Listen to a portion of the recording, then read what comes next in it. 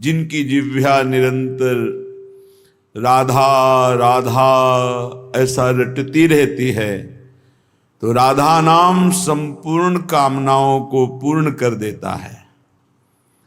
राधा नाम कल्पतरु है, जो चाहोगे वो प्राप्त होगा, पर पहले इतना नाम जप करो कि तुम्हारे पाप नष्ट हो जाए, पाप की प्रवृत्ति नष्ट हो जाए। जहां पाप की प्रवृत्ति नष्ट हुई और भगवद वृत्ति जागृत हुई, फिर कोई कामना ही नहीं रह जाएगी। राधा प्रेम स्वरूपिणी, राधा प्रेम प्रकाश,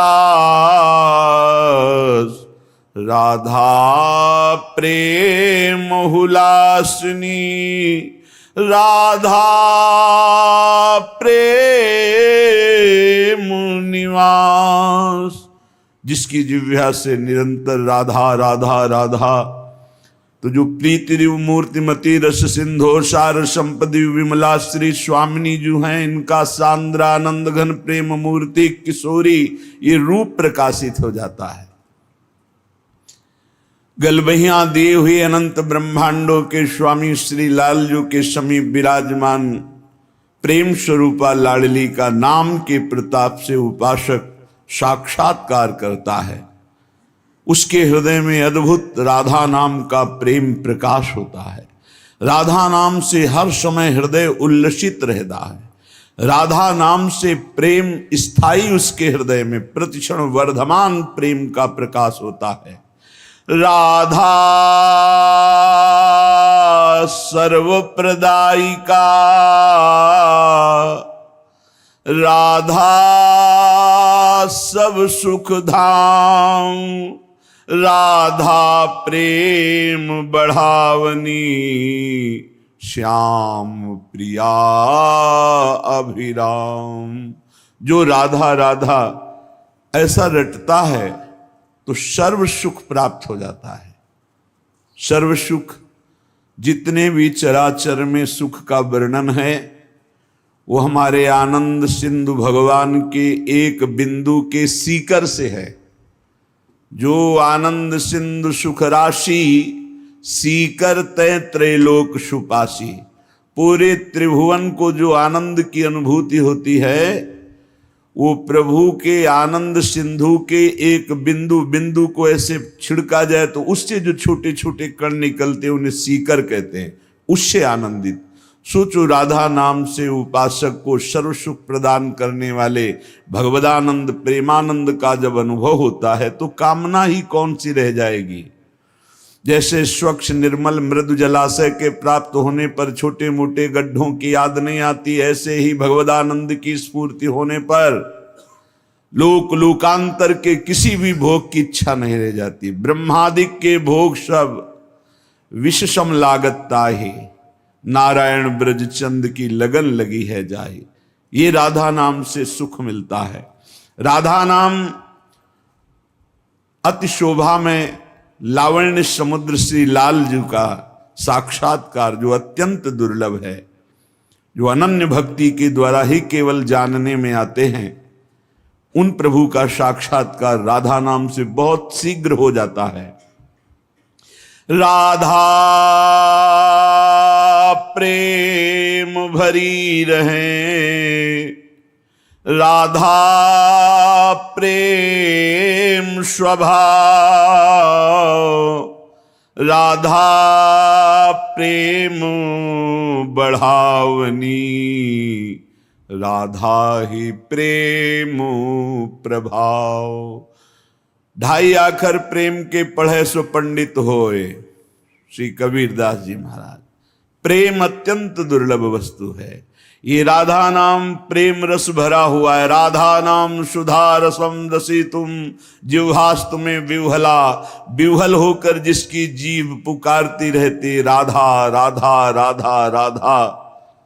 तो राधा जिनका स्वभाव ही प्रेम में है, जिनका प्रभाव ही प्रेम है, जो प्रेम मूर्ति हैं, जो प्रेममयी हैं, उन श्री जी से ऐसी ममता होती है कि समस्त आसक्ति ममताओं का नाश होकर वो जीवन मुक्त महापुरुषों के द्वारा वांछनीय परम प्रेम रस को प्राप्त हो जाता है। दुर्लभ है आसक्ति और ममता हटाना शरीर और संसार से, राधा नाम के प्रभाव से सुलभ हो जाता है। बस नाम की महिमा अगर जानना है तो हठ करके नाम जप करना होगा। हठ करके स्वाद मिले न मिले, प्रभाव समझ में आवे ना आवे, कामना की पूर्ति हो ना हो, तुम देख लेना परम आनंद को प्राप्त हो जाओगे। जिसकी खोज अनंत जन्मों से भोगों में विषयों में करते रहे, वो तुम्हें स्वाभाविक तुम्हारे हृदय में ही अनुभव में आ जाएगा। कहीं भागने की जरूरत नहीं है, बस अपनी जिह्वा से राधा राधा राधा रटने की जरूरत है। राधा रूप है प्रेम में, राधा स्वरूप है प्रेम, प्रेम श्री राधा एक हैं, नाम स्वरूप अनेक। इसीलिए परिचय कोई श्री राधा किशोरी का जल्दी नहीं जान पाता, क्योंकि राधा प्रेम स्वरूपिणी है। राधा का स्वरूप प्रेम है, राधा का रूप प्रेम है, और प्रेम अत्यंत दुर्लभ वस्तु है। जब प्रेम का परिचय हो, फिर प्रेम समुद्र का परिचय हो, फिर प्रेम समुद्र का सार श्री लाडली जी है। इसलिए आगम निगम पुराण अगोचर, हमारी वाणियों में पहले ही वर्णन कर दिया गया। आगम निगम पुराण अगोचर, न आगमों में न श्रुतियों में न पुराणों में ये रूप देखने को, ये प्रेम देखने को, ये वृंदावन की रहस्यमयी रजरानी की कृपा से ही ये लीला का प्रादुर्भाव हृदय में होता है, रूप का प्रादुर्भाव होता है। ये आगम निगम पुराण अगोचर सहज माधुरी रूप निधिम अनभय आनंद कंद निज संपत्ति, ये गुप्त सुरीति, ये गुप्त प्रेम होता है। ये जो प्रेम होता है ये सबकी हृदय वृत्ति में गुप्त रूप से विराजमान है। आचार्य और गुरु कृपा से प्राप्त नाम मंत्र के प्रभाव से जो उस गुप्त प्रेम को प्रकाशित हृदय में कर लेता है, वो हमारे लाडली लाल का साक्षात्कार करके भव समुद्र से मुक्त होकर प्रेम का अवगाहन करता है। भव समुद्र से मुक्त होने के तो और उपाय है, लेकिन प्रेम ये महादुर्लभ वस्तु है, ये राधा नाम से स्वाभाविक प्राप्त हो जाती है। पूज्यपाद श्रीपाद प्रबोधानंद जी महाराज जो ब्रह्मबोध संपन्न महापुरुष है और प्रियालाल के प्रेम में उन्मत्त रहते हैं। ये बड़ी दुर्लभ स्थिति है कि जिसे तत्वबोध भी है और प्रेम की ऊंचाई श्री वृंदावन नित्य विहार रस के श्यामा श्याम के परम आशिक हैं। अगर इनकी बात हमारे हृदय में बैठ जाए तो ये जन्म हमारा सार्थक हो जाए। श्रीपाद कह रहे हैं, श्री वृंदावन को सतत प्रणाम करो, तुम्हारी भाग्य रेखा बदल जाएगी। पीछे चर्चा हुई। श्रीमद वृंदावन वंदनाय सततम मूर्धास्तु वौहादरो जिह्वा विह्वलता मुपैतु सततम तत्सद्गुणोत्कीर्तने। यदि तुम्हें इस बात पर विश्वास हो कि तुम्हारे भाग्य को पलटने की सामर्थ्य वृंदावन की रज रखती है, अनंत शक्ति संपन्न, जहां जहां आप महिमा पढ़ेंगे ब्रह्मबोध की या प्रेम की, तो वहां महापुरुषों की चरण रज से अभिषेक करने को कहा गया। बड़े बड़े महापुरुष जिनकी चरण रज चाहते हैं वह प्रेम स्वरूपा गोपीजन। जहां उद्धव जी जैसे महापुरुष उनकी चरण रज प्राप्ति के लिए यहाँ की घास लता औषधि बनना चाहते हैं। जो रज शिव सनकादि की आचत सो रज शीश चढ़ाऊं, किशोरी तेरे चरणन की रज पाऊं। जो शिव सनकादि भी याचना करते हैं कि मुझे ये निरंतर रज का वास हो, रज का सेवन हो, अपने माथे पे रज को धारण करूं। हरिराम व्यास जी कहते हैं किशोरी मोहि अपनी कर लीजय, और दिए कछु भावत नाही, सी वृंदावन रज दीजय। इस रज का ऐसा प्रभाव है कि अनंत जन्मों के परिणाम स्वरूप जो लिखा हुआ हमारा कुभाग्य है वो रज रानी मेट देती है। नहीं, भगवत प्रेम प्राप्ति, भगवत साक्षात्कार, भगवत चरणारविंद की नित्य सेवा, श्रीअंग सेवा, ये हमारे भाग्य में नहीं लिखी, किसी भाग्य वाले से पढ़ा लीजिए। ये रजरानी नवीन भाग्य लिखती हैं, हमारे अशुभों का नाश करके, प्रारब्धों को क्षय करा करके प्रिया प्रीतम की प्राप्ति के लिए नवीन भाग्य की रचना।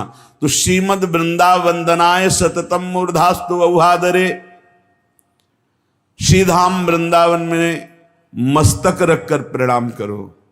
रजोगुणी मत बनो। रजोगुण के कारण ये रजरानी ऐसा लगता है कि माटी है, कहाँ नहाए धोए हम ऐसे रूप में रज लगावें, ये बड़ा रजोगुण है। स्वयं हमारे प्रभु सच्चिदानंद अखिल कोटि ब्रह्मांड नायक परात परेश आनंद कंद श्री लालजू श्री कृष्णचंद्र जी महाराज इस रज को माथे पे धारण करते हैं। प्रियाचरण रज जान के लुठत रसिक शिरमोर, इस रज को चखा।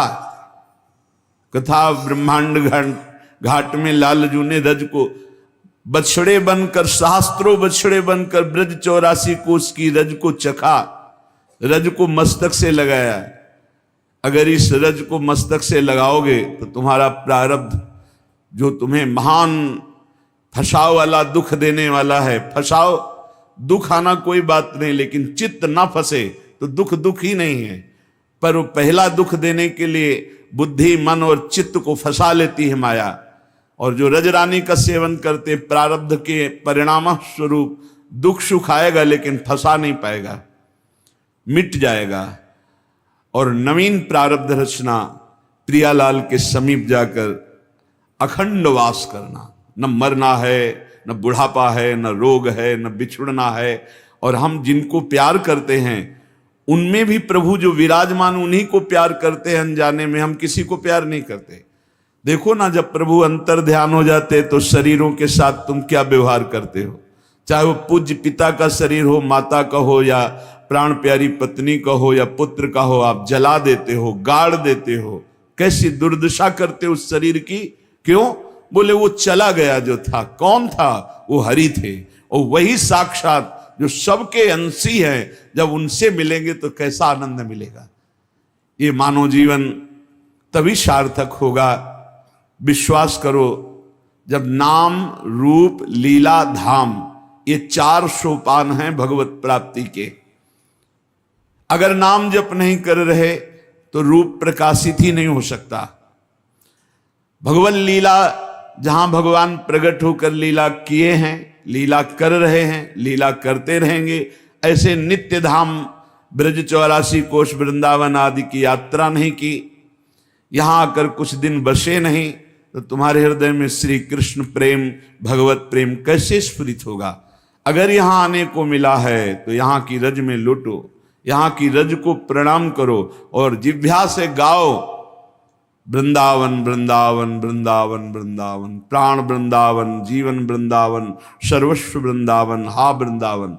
वृंदावन नाम उच्चारण करने से जुगल सरकार मुस्कुराते हैं, समस्त सखियां आशीष देती हैं, और वृंदावन के खग मृग पशु पक्षी ये भी कृपा करते हैं, क्योंकि सब ये वृंदावन का वैभव। प्रिया प्रीतम लता पता रजरानी, समस्त सहचरियां, खग मृग पशु पंछी, ये सब वृंदावन का वैभव है। जब हम वृंदावन बोलते हैं तो संपूर्ण वैभव हमें आशीष देता है वृंदावन का। इसलिए कह रहे हैं जिह्वा विह्वलता मुपैतु सततम तत्सद गुणोत्कीर्तने। श्यामा श्याम बोलना, प्रियालाल की चर्चा करना, खग मृग पशु पंछियों की महिमा वर्णन करना, रजरानी की, ये सब वृंदावन की महिमा का ही वर्णन है।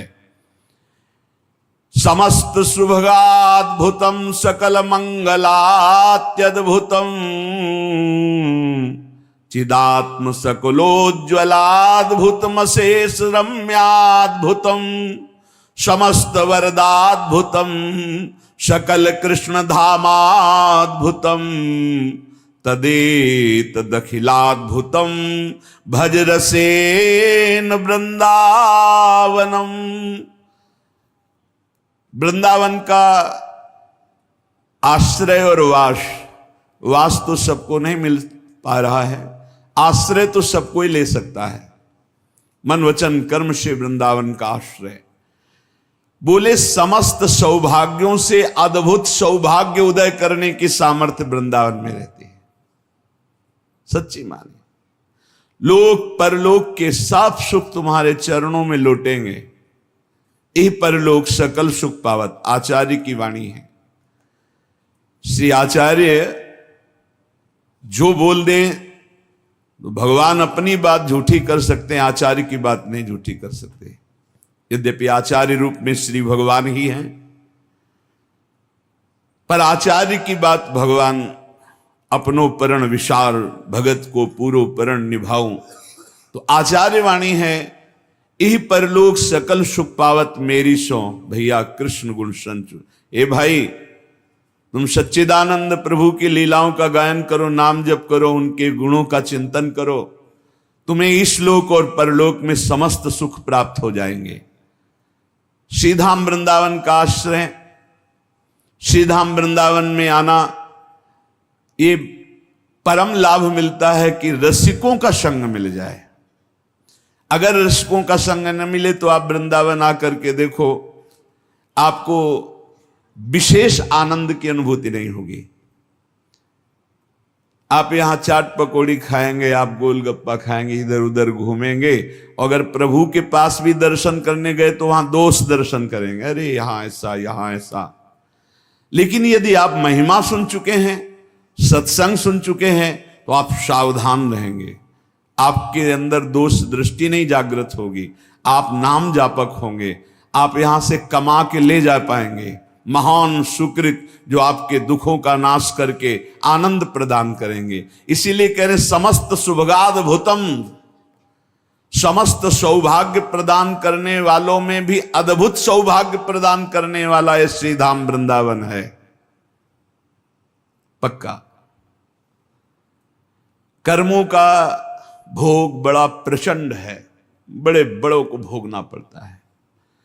जो सिद्ध महापुरुष हो गए उनको शरीरों से राग नहीं होता, पर शरीरों में प्रारब्ध भोग तो आता ही है। यदि प्रभु के आनंद का हमें स्वाद ना मिले तो ये प्रारब्ध मिटिया मेट कर देते हैं, पूरा जीवन बर्बाद कर देते हैं। इस धाम का एक विशेष प्रभाव है। श्री नागरीदास जी महाराज ने लिखा, कलह कलेश न व्यापय इठा इठौर विश्व ते न्यारी। यहां प्रारब्ध भोग आएगा, पर इस कोटि से नहीं आएगा कि आपका पतन कर दे, आपका नाश कर दे। नहीं, बहुत आराम से, कलह कलेश न व्यापय ईठा, बहुत आराम मुद्रा में आपका प्रारब्ध नष्ट हो जाएगा। चमत्कार हमने देखा, कलह कलेश न व्यापय ईठा, ये ठौर विश्व ते न्यारी, समस्त सुभगाद्भुतम सकल मंगलात्यद्भुतम, समस्त सौभाग्य के भी सौभाग्य को प्रकाशित करने वाला है वृंदावन धाम। सच्ची मानिए, ये केवल कथा नहीं है, ये जीवन की व्यथा है। कैसा भी कोई जीव हो, वृंदावन का आश्रम लेने मात्र से उसका भाग्य पलट जाएगा, भाग्य पलट जाएगा। देखो, अगर संसार की जेल से बचते हो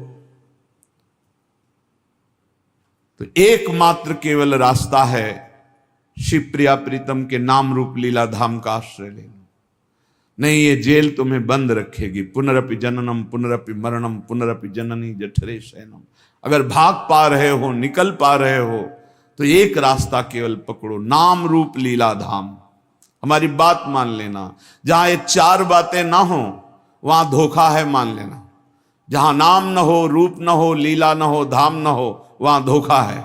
नाम में भगवान के प्रणों से लेकर के सब अनेक नाम, अनंत नाम है। मंगलों का भी मंगल करने वाला वृंदावन कैसा है? बोले सकल मंगलात्यद्भुतम, श्री तीर्थराज प्रयाग सब तीर्थों का पाप लेकर के और अपना मंगल करवाने के लिए हम वृंदावन धाम आते हैं जब 12 वर्ष में यहां का कुंभ पड़ता है। मंगल भवन स्वयं श्री हरि हैं, आनंद समुद्र श्री हरि हैं। ऐसे आनंद समुद्र युगल सरकार को भी आनंद प्रदान करता है वृंदावन, तो हम आनंद के अंश हैं, हमें आनंद कैसे नहीं मिल जाएगा। सकल मंगलात्यद्भुतम, मंगलों का भी अद्भुत मंगल करने की सामर्थ्य रखने वाला वृंदावन। चिदात्म सकलोज्ज्वलाद्भुत मशेषस्याद्भुतम, भगवान के चिन्मय धाम बहुत हैं। कैलाश, भगवान का वैकुंठ धाम, भगवान के विविध धाम है अवतार संग। बोले समस्त चिन्मय धामों में सकल रमणीयता, अद्भुत माधुर्य, अद्भुत महिमा और सबका मूल श्री धाम वृंदावन है। श्रीपाद कह रहे हैं, बड़े अनुभवी महापुरुष हैं। समस्त वरदाद्भुतम, वरदान देने वालों को भी वरदान देने की सामर्थ्य वृंदावन रखता है। समस्त वरदाद्भुतम। एक माई बांके बिहारी लाल की शोभा देखकर मुग्ध हुई, घर गई, अपनी जेवर बेची, कुछ और भी जो मूल्य सामग्री थी बेची और आई और फूल बंगला बनाया। वो रिझी बिहारी जी पर, बिहारी रिझ गए उस पे। फूल बंगला में बिहारी जी बैठे, बाहर बैठे, वो देख रही, देखते देखते सीधे निकुंज, सीधे बिहारी जी को देखते देखते देखते अपने आभूषण सब बेचकर फूल बंगला देखते रिझ गए। वो बिहारी जी को देख के रिझ गई, बिहारी जी उनको देख के रिझ। समस्त वरदाद्भुतम, इससे बड़ा कौन सा वरदान होगा। बिहारी जी को दर्शन करते हुए बिहारी जी को सुख प्रदान किया, फूलों के बंगला में बैठाल कर लाडले को निरखते हैं। क्या तरसते हैं अपने लोग कि ऐसी मृत्यु हो जाए, हमारे इष्ट सामने हो और उनको देखकर प्राण निकल रहे हो, और जो जीवन में कमाया उससे उनका श्रृंगार कर दिया। बलिहार जीवन। श्रीधाम वृंदावन वरदान देने वालों को भी वरदान देने में समर्थ है। समस्त वरदाद्भुतम। यहां किसी का साप लागू नहीं होता, यहां किसी का किसी भी तरह से मारण टुटका, यहां जो वास करते हैं ना उनके ऊपर लागू नहीं हो सकता। चाहे जितना बड़ा बलवान हो, मंत्रवेत्ता हो, तांत्रिक हो, उसका प्रभाव नहीं पड़ सकता, क्योंकि यहां जिनके चरण चिन्ह बने हुए हैं उनके चरणों में एक अद्भुत सामर्थ्य विराजमान है। वैसे तो अनंत शक्तियां हैं, पर वरदान देने वालों को भी वरदान देने की सामर्थ्य क्यों है वृंदावन में? क्योंकि प्रियाजू के चरण चिन्हों से चिन्हित ये भूमि है, और प्रियाजू के चरण चिन्हों में जो एक बार अपने आप को समर्पित कर चुका है, शाप ताप रोग शोक दारुण दुखारी, ये लाल इष्ट दुष्ट दलन कुंज भवनचारी प्यारी जू के चरणारविंद है। जो धामवासी है वो कोई बाहरी उसको शाप देना चाहे लागू ही नहीं होगा। ताप दैहिक दैविक भौतिक, कोई भूल चूक से पाप बन जाए धाम में लागू ही नहीं होगा उसके ऊपर। रोग शोक दारुण दुख हो ही नहीं सकता। जिसने श्रीधाम वृंदावन का आश्रय अखंडवास स्वीकार कर लिया, नहीं हो सकता। बहुत ऐसे उदाहरण हमने देखे, बहुत उदाहरण कि बड़ी बुरी दशा शरीर की और बड़ी उच्च कोटि की दशा को प्राप्त हुए शरीर छूटते ही, बहुत उच्च कोटि की दशा को। ये आंखों देखी घटनाएं हम बता रहे हैं आपको। विश्वास कीजिए, श्रीधाम वृंदावन का चमत्कार देखा।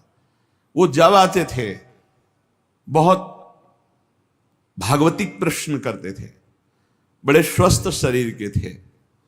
एक दिन हमने कहा कि ऐसे प्रश्न करते करते शरीर छूट जाएगा, बंद करो ये सब प्रश्न करना और श्री जी के शरण में होकर नाम जप करो, मत जाया करो विदेश।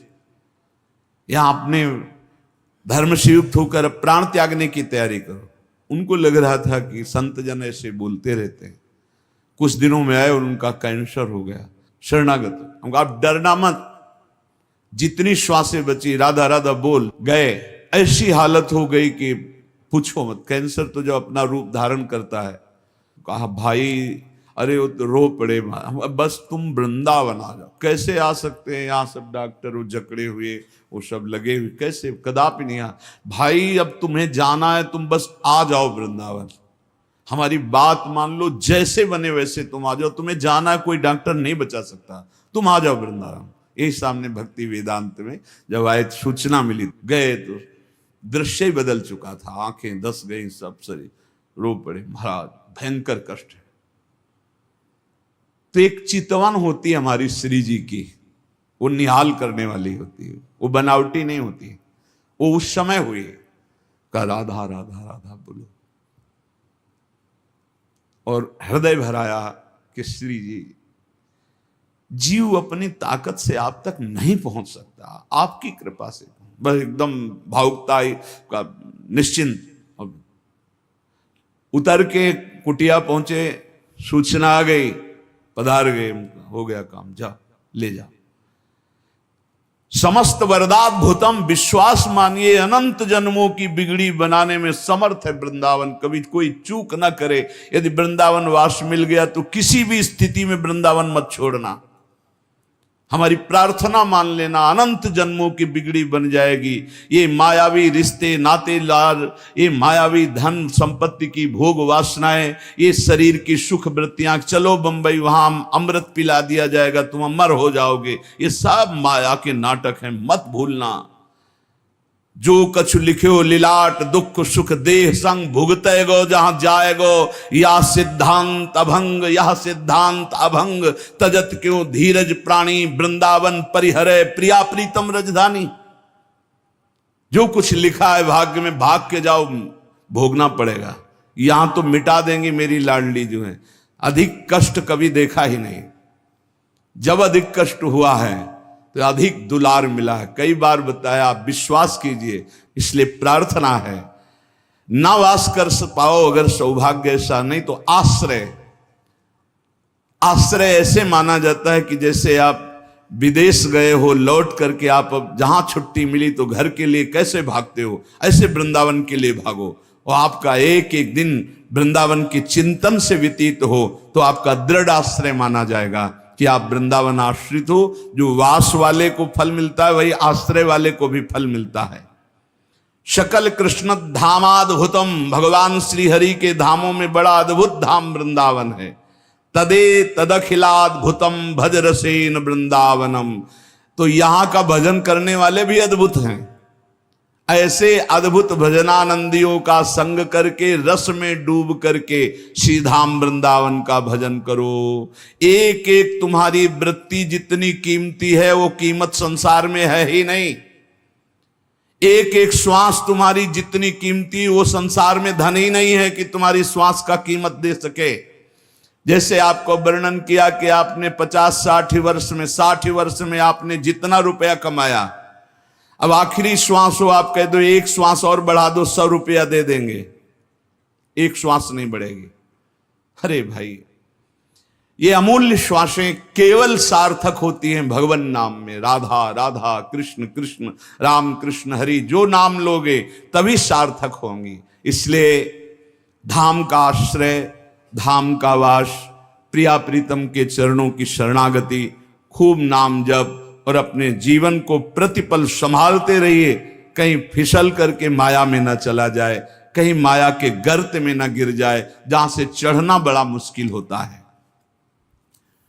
संत महापुरुषों के वचन भगवत मार्ग में हमें बड़ी पुष्टता प्रदान करते हैं, भगवत मार्ग में उत्साह प्रदान करते हैं। कुछ हमारी कमियां रहती हैं जो संत वचनों से ही दूर होती हैं।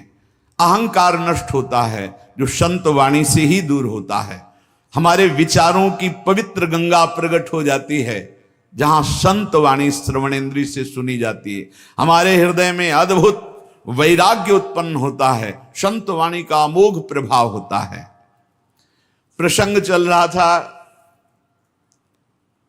कि जो संत हैं, जो साधक हैं उत्तम भगवत प्राप्ति के मार्ग में चलने वाले, वो विद्या विनय संपन्ने ब्राह्मणे गविहस्तनी सुनी चौसुपाके च पंडिता समदर्शिना, वो समदर्शी होते हैं। वो विद्या विनय से संपन्न ब्राह्मण में, गाय में, कुत्ते में, चांडाल में, हाथी में एक ही परमात्मा तत्व को देखते हैं जो है, विराजमान है। पर कुछ लोगों का कहना है कि बर्ताव समान होना चाहिए। बर्ताव समान हो ही नहीं सकता। बर्ताव में विषमता होगी, दृष्टि में समानता होगी। वो अज्ञानी है जो वर्ताव में समानता की बात करे। कल चर्चा हुई थी कि वर्ताव में समानता हो ही नहीं सकती। कुछ लोग इसका उल्टा भाव लेते हैं कि वही समदर्शी, वही ज्ञानी है, वही महात्मा जिसका व्यवहार समान हो। व्यवहार समान नहीं हो सकता। व्यवहार में भेद होगा, विषमता होगी, संभव ही नहीं है। जैसे कल चर्चा हुई थी कि हमें हाथी का पेट भरना है और कुत्ते का पेट भरना है, तो जिससे हाथी का पेट भरेगा उससे कुत्ता खाएगा ही नहीं। बड़े बड़े पत्ते, घास, डाल, उससे उसका पेट भरता है। और कुत्ते को रोटी दे दो, उससे पेट भर जाएगा। दृष्टि में दोनों समान है, लेकिन आहार का भेद है और व्यवहार का भेद है। हाथी की बड़े बड़े राजा लोग बड़े बड़े सवारी करते हैं लोग, पर कुत्ते की सवारी तो केवल भैरव बाबा ही करते हैं, दूसरे के सामर्थ्य नहीं। भैरव जी का वाहन। गाय का एक ही लाइन में रखा गया है। विद्या विनय संपन्न ब्राह्मणे गवि हस्तनी। गाय, इनमें भगवत दर्शन कर रहे हैं। सुनी चे स्वपाके च पंडिता समदर्शिना। चांडाल में, कुत्ते में, हाथी में, सब में भगवान का भाव करना, लेकिन व्यवहार नहीं हो सकता। व्यवहार में विषमता रहेगी। व्यवहार में जो क्षमता करता है या तो पागल है और या उसको ज्ञान नहीं है। व्यवहार में विषमता बनी रहेगी। जैसे हम एक ही खाद्य से सबको पुष्ट नहीं कर सकते, सबका अलग अलग खाद्य है, विलक्षण है। व्यवहार में विलक्षणता रहेगी, व्यवहार में विषमता रहेगी। जैसे हमारे अपने संपूर्ण देह है, पर अलग अलग विषमता है। आंख देखने का काम करती है, कान सुनने का काम करती, जबान बोलने का काम करती, रसेंद्री स्वाद का काम करती। व्यवहार में भिन्नता है। ऐसा नहीं कि व्यवहार में समानता। अपने ही शरीर में हम नहीं कर सकते। नीचे के अंगों को छूने के बाद हाथ धोते हैं, ऊपर के अंग छूने पर कोई बात नहीं होती। तो विषमता क्यों? कि शरीर तो तुम्हारा ही है ना, फिर व्यवहार में विषमता क्यों? बोले नहीं, जो व्यवहार में विषमता है वो होनी ही चाहिए। अगर नहीं होगी तो या तो वो मूर्ख है या उसके ज्ञान नहीं है, उसे शास्त्रीय ज्ञान नहीं है। तो यहां कह रहे हैं जो संत ऐसे होते हैं उनके व्यवहार की विषमता को देखकर कहीं ये ना समझ लिया जाए कि इनको ज्ञान नहीं, क्योंकि ज्ञानी वही है जो सम है। व्यवहारिक विषमता को देख करके संत पर दोष दर्शन न किया जाए। कल चर्चा हुई थी, जैसे माता, बहन, पुत्री, पत्नी, चारों स्त्री शरीर हैं, पर व्यवहार में विषमता रहेगी। पत्नी के साथ व्यवहार और होगा और माता, बहन, बेटी के साथ परम पूज्य धर्म में व्यवहार और होगा, पत्नी का धर्म में व्यवहार और होगा। वो ज्ञानी है, वो चारों में ब्रह्म एक ही देख रहा है, लेकिन व्यवहार जो पत्नी के साथ है वो अगर तीनों के साथ दृष्टि मात्र कर ले तो वो अपराधी माना जाएगा और दुर्गति को प्राप्त हो जाएगा। जो माता, बहन और बेटी पर जो पत्नी के साथ व्यवहार है वो व्यवहार की सोच ले तो वो नष्ट हो जाएगा। व्यवहार में विषमता है और दृष्टि में समता है। जो ज्ञानी महापुरुष, संत महापुरुष हैं, प्रश्न होता है कि लोग उनकी निंदा करते हैं, अपमान करते हैं, तो निंदा और अपमान होने पर क्या उनको दुख होता है? जैसा अपने को हो, कोई निंदा करे, अपमान करे तो दुख होता है, स्तुति करे, सम्मान करे तो सुख होता है साधारण को। तो क्या जो भगवत प्राप्ति के मार्ग में चलने वाले साधक हैं, संत जन हैं, जिनको भगवत प्राप्ति हो चुकी, दोनों को समान ही कहा जाता है। एक जो भगवत प्राप्ति होने वाला है साधक, जो भगवत प्राप्ति की तीव्र लालसा है, और ये जो भगवत प्राप्त है, ये एक ही पंक्ति में है, कोई अंतर नहीं इनमें। संतों की निंदा या अपमान जब होता है उनको दुख होता है कि नहीं? अगर दुख नहीं होता तो क्या खुशी होती है? कैसी स्थिति होती जब संत की निंदा होती और अपमान होता है? पहले तो क्षमता की बात का कि संत के आचरण में विषमता दिखाई देगी, उसकी दृष्टि में क्षमता होती है, जैसे उदाहरणों में बताया गया। अब यहां उत्तर दे रहे हैं कि वो दोनों बातों से ही बड़ा विलक्षण होता है। जब कोई निंदा अपमान करता है तो साधारण मनुष्य को दुख होता है। तो आपने पूछा क्या उनको दुख होता है? बोले नहीं। तो क्या उन्हें सुख होता है? बोले नहीं। एक विलक्षण स्थिति होती जो दुख सुख से परे है। अब लोगों की स्थिति केवल दुख और सुख में होती है, और संत की स्थिति दुख और सुख से परे होती है। सुख दुखे समय कृत्वा, न हर्ष है न शोक है। जहां मान अपमान निंदा स्तुति में किंचन मात्र न हर्ष न शोक, वो संत है। न शोक हुआ न हर्ष हुआ। तो क्या संत की कोई निंदा करे अपमान करे तो वो लोग प्रतिकार नहीं करते? दोनों बातें हो सकती हैं। अपमान निंदा होने पर वो शांत सम भी रह सकते हैं और भारी प्रतिकार भी कर सकते हैं। भारी प्रतिकार करने पर भी उनके हृदय में न राग है न द्वेष है। दोनों बातें हैं। वो प्रतिकार भी कर सकते हैं, जगत मंगल के लिए करना पड़ेगा। जैसे कबीरदास जी ने भीड़ ना जमा हो इसलिए काशी की एक वैश्या को लेकर पूरी नगरी में घूम गए। अब लोगों की श्रद्धा तो ऐसे ही है, कोई विशेष निष्ठावान होते हैं, नहीं तो सद्गुण और वाहवाही को देखकर भीड़ इकट्ठा होती है। सद्गुण और वाहवाही, जरा सा दुर्गुण दुराचार का प्रचार हो जाए, जरा सा झूठी, भीड़ हटने लगेगी। वो तो फिर लीला करके ऐसे, वैश्या ने जे देखा कबीर शाह आए तो प्रणाम किया, कहा भगवान मेरी गली में आना आपकी निंदा का कारण हो जाएगा। तो उनका बेटा कुछ ऐसा ही मैं करवाना चाहता हूं कि हमारी निंदा हो, क्योंकि बहुत भीड़ आती है, भजन में विघ्न पड़ता है। बोले प्रभु जैसी आज्ञा। तो गंगा जल की बोतल हाथ में लेके अब तो पूरी काशी नगरी में हाहाकार मच गया। कोई कहता पहले से कहते थे ऐसे ही है, कोई कहता नहीं नहीं ये इनकी लीला है, बिल्कुल नहीं मान सकते, कुछ भी करे ये साक्षात भगवत प्राप्त महापुरुष है। बड़ी अलग अलग भावनाएं। कुछ ऐसे चुटके जो निष्ठावान थे वो जाकर दंडवत करते, बका भीड़ तो खत्म हो गई। राजा को अश्रद्धा हो गई काशी नरेश को कि ऐसा नहीं, अगर लीला भी करनी तो ऐसी लीला जिससे हजारों की श्रद्धा का नाश हो जाए। बहुत कबीरदास जी वहां गए तो उतर के साष्टांग दंडवत करता, श्रद्धा ही खत्म हो गई तो साष्टांग दंड। तो जल लिया और शांत शांत शांत। उनका अब क्या लीला कर रहे हो, अब क्या शांत शांत?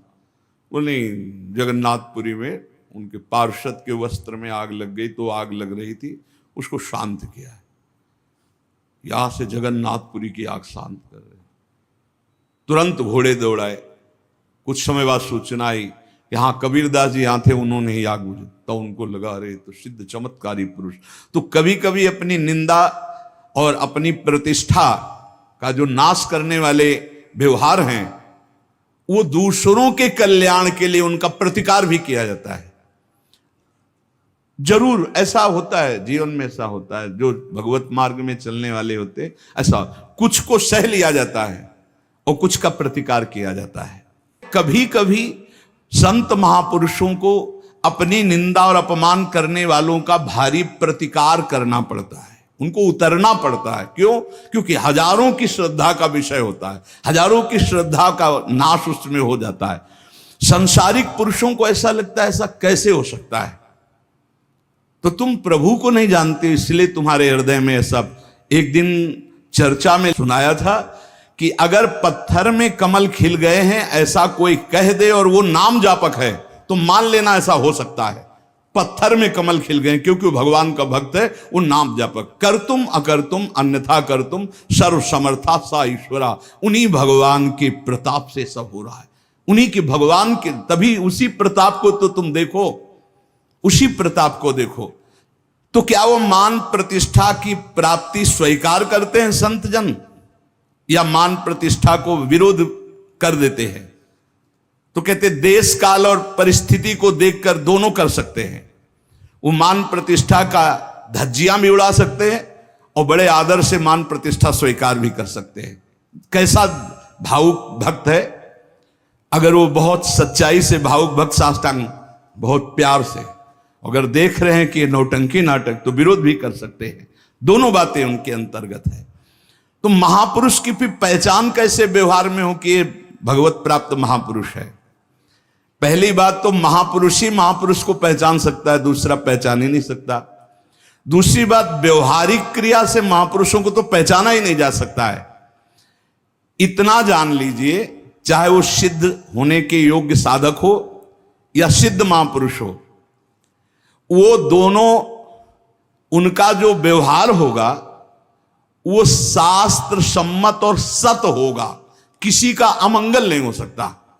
शास्त्र सम्मत सत और किसी का मंगल नहीं हो सकता। नहीं, संतों का जो व्यवहार है वो तो विलक्षण होता है। ऐसी अवस्था में साधारण मनुष्य कैसे पहचान पावे कि ये असली संत हैं, ये भगवान के प्रिय संत है। बताया तो बिना भगवान को प्राप्त किए भगवान के संतों को नहीं जान सकते हो। ऐसा कैसे हो सकता? कोई बाहरी क्रिया नहीं, बाहरी क्रिया तो नाटक के पात्र भी कर लेते हैं। बाहरी क्रिया तो नाटक के पात्र भी कर लेते हैं। इस प्रकार अगर हम बाहरी क्रियाओं से केवल साधु समझे कि जटा जूट और ऐसा ऐसा बाहरी, तो ये तो अभिनय में भी बहुत जोर का रोना। साधु की आंतरिक पहचान वो पहचानवाना चाहे तो हो सकता है। एक उदाहरण में बताते हैं कि एक राजा बहुत बलवान था। उसने अपने शत्रु पक्ष के राजा का नाश कर दिया। उसका अकेला लड़का था और उसकी मां। अब हर समय शत्रु पक्ष का राजा इस चाल में रहता था कि उस बालक को मार दें तो निष्कंटक अधिकार। और उसकी मां बड़ी भागवत थी, रात दिन भजन करती, भगवान से प्रार्थना करती कि भगवान मेरे बालक की रक्षा करना। और भगवान के जो सिद्ध संत होते हैं भगवत स्वरूप होते हैं। उन्होंने विचार किया, संत के हृदय में एकदम भजन में बैठे थे उसी राज्य में, तो विचार एकदम आया कि अच्छा भगवान का आदेश है तो लीला करनी पड़ेगी। और लीला का उस समय इंतजार करने लगे। तो जो राजा बलवान था, जिसने शत्रु पक्ष के राजा को मारकर उसके लड़के को मारने को ठाना था, उसकी राजकुमारी थी, उसके स्वयंवर की रचना की जब बात आई, कमंडल उठाया, लंगोटी कस के बांधी कमर में, पहुंच गए दरबार में। और वो परिचित थे तपस्या और उनके भजन से। जे भी देखा तो साष्टांग दंडवत राजा हुए। देखो, बाहरी आचरण से कैसे भी नहीं जाना जा सकता महात्मा के स्वरूप को, उनकी लीला को। राजा को मालूम था कि ये बड़े प्रसिद्ध और तपस्वी महात्मा हैं। राजा ने तत्काल अपनी कन्या को बुलाया, प्रणाम करो आप, महाराज आए हैं। राजकन्या बुलाई गई, महात्मा के चरणों में प्रणाम हुआ। महात्मा ने ऐसे देखा नक्सिक तक और कहा, इस लड़की का तो विवाह हम करेंगे, किसी राजकुमार से न कर देना। राजा तो एकदम होश उड़ गए। पर बहुत वो प्रवीण भी थे, राजा बुद्धिमान थे। तो उनका, महाराज ब्याह तो आपसे ही कर देंगे, आप जैसा सुयोग्य वर कहां मिलेगा। 80 वर्ष की अवस्था, शरीर में झुर्रियां पड़ रही, दूल्हा की पोशाक मात्र में लंगोटी, धन संपत्ति मात्र में लौकी का कमंडल, आप जैसा दूल्हा कहां मिलेगा। कुछ शर्त हैं, उनका आप पालन कर दो। गए, अपने तिजोरी से इतने बड़े बड़े मोती 2 लाए। बोले ये हमारे पूर्वजों के द्वारा एकत्रित किए हुए 2 मोती हैं, 108 मोती ले आओ, पहली शर्त। राजकुमारी का ब्याह आपके साथ। देख रहे थे, हालत देख रहे थे। महात्मा ने कहा हाँ हाँ 108 क्या होते, ले आएंगे। बोले मोती देख लो। बोले लाओ, जब साथ रहेंगे तो उसी नाप के ले आएंगे। राजा ने सोचा इनको, और बोले महाराज लगन के पहले, क्योंकि लगन निकल गई तो फिर बात कैसे बनेगी, तुम चिंता मत करो, तुम्हारे कुल की प्रथा पूरी करूंगा और कन्या से विवाह करूंगा। पर एक बात ध्यान रखना, अगर विलंब हो जाए तो किसी के साथ पाणिक ग्रहण नहीं कर देना, नहीं तो जो आ गया। दूसरे से ब्याह की सोचना भी मत। अब राजा ने कहा जैसे आ गया। उन्होंने सोचा महात्मा मोती लेके जाएंगे, 2-4-6 दिन घूमेंगे, निराश होकर वापस आ जाएंगे। उनको क्या पता था कि जो भगवान के दास होते हैं बड़े जिद्दी स्वभाव के होते हैं। अब वो ऊंचे दर्जे के सिद्ध महात्मा हाथ में मोती लिए हुए पहुंचे। विचार किया कि यार मोती किससे मांगूं, किससे खोजूं, कहां जाऊं। तो उनका समुद्र को रत्न गर्भा कहा गया, क्योंकि समस्त रत्न है, रत्नाकर है, सब रत्न उसमें विराजमान। समुद्र ही से सीधे मांग लेते हैं चल के। गए, ध्यान आया कि 3 दिन तक भगवान राम जो है उपवास करके बैठे रहे, नहीं आया तो हम तो 30 दिन बैठे रहेंगे तो नहीं आएगा, क्या करें। तो लौकी का कमंडल था, कमंडल उठाया, उलीचने लगे। 1 दिन 2 दिन 3 दिन लगातार, और खूब नाम जप भगवान का, और हर कमंडल में नाम जप करके, मंत्र जप करके जल उलीचने लगे। नाम का प्रभाव समुद्र के हृदय में जलन पैदा हो गई। समुद्र एक साधारण पुरुष के रूप में पीछे से आवाज की, बाबा ये क्या कर रहे हो। कहा समुद्र को खाली कर रहे हैं, और क्या कर रहे हैं। बोले तुम्हारे लौकी के कमंडल से समुद्र खाली हो जाएगा। बोले मजाक करो मत करो, एक महात्मा ने चुल्लू में पी गए थे, अगस्त जी चुल्लू में पी गए थे, ज्यादा हमको चैलेंज मत करो। समुद्र डरा। बोले उलीच काहे के ले रहे हो, तुम हमें बता सकते हो। बोले सुना है रत्नाकर है, बड़े बड़े रत्न है समुद्र में, हमें 108 मोती चाहिए। बोले अगर मोती मिल जाए तो समुद्र उलीचना बंद करो, काहे को मेहनत करेंगे हम। बोले वो तो हम दे रहे हैं तुम्हें, दिखाओ मोती। मोती निकाले हुए से ढेर सारे मोती, एक लहर आई, नाप नाप के 110, क्योंकि 2 वो और 108 झोली में डाले। समुद्र ने कहा और भर लो। बोले मकिंचन महात्मा है, हमें नहीं चाहिए, ये दुल्हन लेने के लिए शर्त है, इसलिए हमने इनको लिया है और जा रहे हैं। महात्मा जी बड़े गर्व से गए, भगवान की जय जयकार की। राजा देखते ही समझ गया मोती मिल गए, क्योंकि बहुत मुस्कुराहट है। गणित लगाई, लड़की को कैसे बचाऊं। बोले हाँ महाराज। बोले ये ले 110, 2 ही तुम्हारा 108 ही। बोले महाराज जी आपसे कहा था कि कुछ शर्तें हैं, एक तो पूरी हो गई, दूसरी एक कि हमारे शत्रु पक्ष के राजा का वध तो मैंने कर दिया, उसका एक लड़का है, उसकी खोपड़ी तुम हमें ले आओ। महात्मा जी ने विचार किया कि सारा खेल भगवान के इशारे से तो उसी की रक्षा के लिए हो रहा है। भगवान ज्ञान समुद्र है। बोले अवश्य उसकी खोपड़ी लाके देता हूं अभी। उसका जो कुमार है उसको हर समय मंदिर में बैठाल करके खूब कीर्तन भजन करवाती उसकी मां, क्योंकि उसको पता था भगवान ही समस्त मंगलों का विधान करने वाले हैं। अब महात्मा जी उसके राज्य में गए, जे ही राजमाता ने देखा दरबार में संत आए, प्रणाम किया, महल में ले गई, बढ़िया उनको भोग पवाया और कहा प्रभु आज्ञा कीजिए, कैसे आगमन हुआ, स्वाभाविक दर्शन या कोई आदेश पालन। आदेश पालन नहीं, तुम्हारे लड़के की खोपड़ी ले जानी, तुम्हारे जो दुश्मन राजा है उसने मंगाया है। सहम गई। तो उनका महाराज मैं तो मां हूं, मैं तो काट नहीं सकती, आप साधु हो, आप काट के ले जाओ, ये लड़का मैंने आपको दिया, कहा जब दिया तो काट के ले जाने की क्या जरूरत है, पूरा ले जाएंगे हम, काट के ले जाने की जरूरत क्या है। बोले महाराज पूरा राज्यभार आगामी राजा यही है, और आज तक मैंने भगवान की आराधना की अपने पुत्र की रक्षा के लिए। संत और भगवान में मैं कभी भेद नहीं देखती, इसलिए आपकी वस्तु आपको समर्पित है, चाहे वहां मार देना, मरवा डालना, या जैसी आपकी रुचि हो। इतनी बड़ी संत पर श्रद्धा। वो मुस्कुरा कर बोले जब हमें दे दिया तो तुम हमें उपदेश मत दो, मुझे क्या करना है पता है। महात्मा जी गए, बोले राजा तुम सर मांग रहे थे, हम पूरा लड़का ले आए, पर ध्यान रहे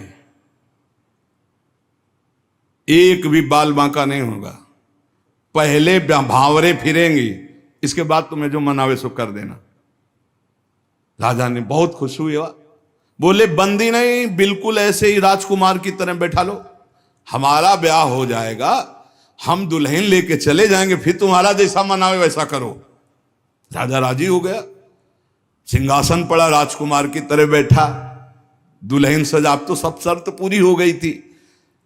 वर पक्ष की जहां बैठक वहां बैठे महात्मा जी, वही जनाती वही बराती, उनके कौन कोई तो था ही नहीं।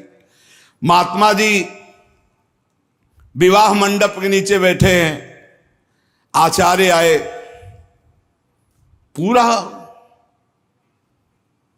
दूल्हा भेष सजाया गया महात्मा जी का, लंगोटी में, केवल लंगोटी कमंडल, संत की लीला। कन्या आई, महात्मा ने कहा रुको, एक बार देखा तुम्हारे योग्य नहीं, हे राजा ये तुम्हारी लड़की हमारे योग्य नहीं। तो महाराज आप ही बोले थे, अब मतलब अब बेइज्जती तो मत करो, बिल्कुल भावरे पड़ने वाली। लड़के की तरफ देखा, हे यहाँ खड़े हो बगल में, ये योग्य है तुम्हारी लड़की की एक, चुप, ब्याह कर इसके साथ। तुरंत अपने तपोबल से उस लड़के का ब्याह कराया। बोले सौभाग्य हो गया, जाओ। मां ने आराधना किस बात की थी कि दुश्मन राजा कहीं हमारे पुत्र को ना मार दे, और ये आदेश भगवान ने संत को दिया, तो इतनी बड़ी लीला संत ने रची। और उस राजा से कहा होश में तुम्हारी बेटी का सुहाग है, पूरी सुरक्षा उस राज्य की भी तुम्हें करनी, और अगर हमें सुनाई दिया किसी भी तरह का विरोध, महाराज कभी कभी भगवान की आज्ञा से संतजन कुछ ऐसी लीलाएं करते हैं जिन लीलाओं को बाहरी आचरणों से आप जान ही नहीं सकते कि मामला क्या है। तो कह रहे हैं कि बाहरी जो लीला है वो तो कोई नाटक का पात्र भी कर सकता है, लेकिन संतों की लीलाओं को बिना भगवत प्राप्त कोई जान नहीं सकता है। हमारे ग्वारिया बाबा वृंदावन के सेवा कुंज गली से मस्ती से में चले आ रहे हैं, यार की मस्ती में, सामने से कुछ बंगाल से एक परिवार आए हुए थे दर्शन करने, उनके साथ लड़की को देखा, 70 वर्ष के होंगे बाबा, ग्वारिया बाबा, बिरज गए, बोले नहीं हम इससे ब्याह करेंगे। हर बंगाली बोले कैसे करोगे तुम ब्याह, बेटी हमारी, हम ऐसे, बोले नहीं। अब तो आवाज हुई तो सब ब्रजवासी इकट्ठा हो, ब्रजवासी हंसने लगे क्योंकि जानते थे बाबा सिद्ध है और बालवत उनका व्यवहार। बोले लेंगे, दुल्हन लेंगे, इसी के साथ विवाह करेंगे। बंगाली ने कहा तुम चीता में भरो, जहां भरो, हम अपनी बेटी का ब्याह तुमसे, तो बोले नहीं करेंगे। झगड़ा शुरू, ब्रजवासी बंगाली से बोले भैया तुम नहीं जानते, ये सिद्ध महापुरुष है, एक बार हां कर दे, नहीं ये जल जाएगा बाबा। बोले अगर कुछ भी हो तो हम लोग हैं, तुम चिंता मत करो, एक बार हां कर दो। उनको समझाया, अलग ले जाए। बोले बाबा ब्याह के लिए तैयार है। बोले तैयारी की जाए। वो तो घबरा रहा है। ब्रजवासियों का बाबा पूरी तैयारी है, बस तुम अपनी तैयारी कर लो दूल्हा बनने की। यार नहीं इच्छा तुम्हारी? नहीं।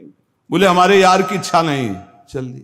संतों की बाहरी लीलाएं ऐसी, जो सिद्ध पुरुष होते हैं उनको लोक व्यवहार की, क्योंकि वो अब सबको भगवत स्वरूप देकर एक आनंद लीला उनकी चलती रहती है। तो कह रहे कि नाटक करना, गंभीरता का, ये सब, ये तो नाटक पात्रों में हो सकता है, लेकिन भगवान के संतों की अभिनय की बुद्धि नहीं होती, वो स्वाभाविक भगवत प्रेरित लीलाएं उनकी होती रहती। बोले मिताहार, आधा किलो देसी घी, किलो 1.5 किलो रबड़ी, आधा किलो 1 किलो दाल सब्जी, ऐसी रोटी बीता से ना पी जाए। जब कोई देखे, है चल उधर देख, अब प्रसाद पाए। संतों की तो लीलाएं जान नहीं सकते। 10 ग्राम संख्या एक बीजा में मर जाए। जो भगवत प्राप्त महापुरुष है उनकी अलग अलग लीलाएं होती हैं। इसलिए कह रहे जो सिद्ध पुरुष है उनको बाहरी आचरण, अगर वास्तविकता आपको देखनी साधुता की तो मुमुक्षता में देखिए, या जो साधक तन्मयता पूर्वक भजन में लगे उनको देखिए। सिद्ध पुरुषों से आप पहचान नहीं सकते कि किस कोटि के महापुरुष है। संत आंतरिक क्षमता से युक्त होते हैं। क्या भक्ति से ऐसी ऊंचाई प्राप्त होती? ज्ञान से और भक्ति से, दोनों से ऊंचाई प्राप्त होती है। या कोई ज्ञान मार्ग का उत्तम पथिक या भक्ति मार्ग का उत्तम पथिक। अज्ञानी पुरुष तो प्राप्त समझ ही नहीं सकता संत महापुरुषों की चेष्टाओं को। तो क्या अपने को सबसे श्रेष्ठ समझते हैं संत? नहीं नहीं नहीं, सबको अपने से श्रेष्ठ समझते हैं भक्ति के संत, और सबको आत्मस्वरूप समझते हैं ज्ञानी संत। अपने से सबसे श्रेष्ठ समझते हैं भक्त सिद्ध संत। सो अनन्य गति जाके असमति न टरे हनुमंत, मैं सेवक सचराचर रूप स्वामी भगवंत। मैं सेवक हूं, चराचर जगत मेरे भगवान का स्वरूप है, ये सिद्ध भक्त का। और जो ज्ञानी होता है वो सर्वम खलमिदम ब्रह्म, वो ब्रह्म स्वरूप अपने आत्मस्वरूप का अनुभव करके नानात्व का विस्मरण कर देता है। भक्त समस्त विश्व के लिए भजन करता है। देखो, साधक अपने लिए भजन करता है, सिद्ध किसके लिए भजन करता? विश्व के लिए।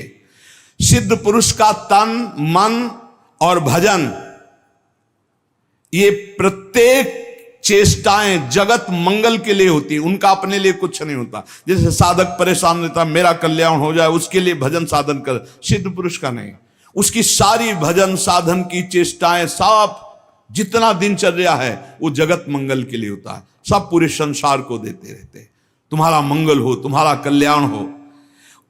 उनके पास कोई चीज नहीं रहती,